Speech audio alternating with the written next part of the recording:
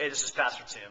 Here in downtown Seattle, I know in your context as well, we come across a lot of different people, a lot of different views and thinkings about the world and faith and religion. Now, some of these can be even very crazy views, but we do have a tendency as Christians to look down on and not respect and be cocky and arrogant to these people and not open our hearts and our lives to them and say, I can't believe they have these views, and oh my goodness, that is just maddening and it's infuriating to me.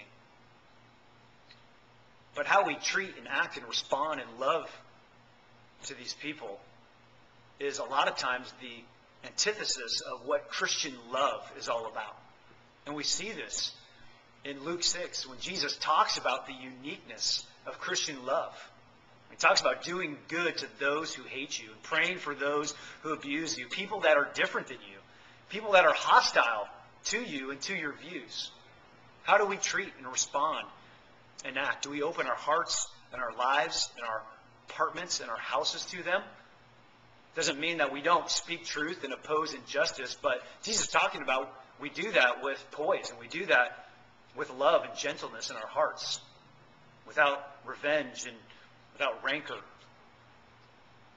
When we understand what Jesus Christ has done and what he did for his enemies and how he treated those who thought differently about him and who were hostile to him, and we see that so incredibly on the cross, that he did good to those who hated him.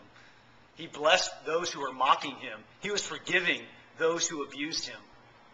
And when we get that in our hearts and we understand that and digest it and experience the fact that we are adopted enemies of God, that changes how we treat and act and respond those who think differently because we thought differently. It changes how we treat those who are hostile to us because we were hostile.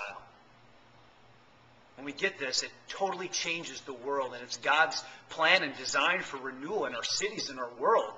When we open our hearts and our minds and our lives to these people who think differently, it changes everything.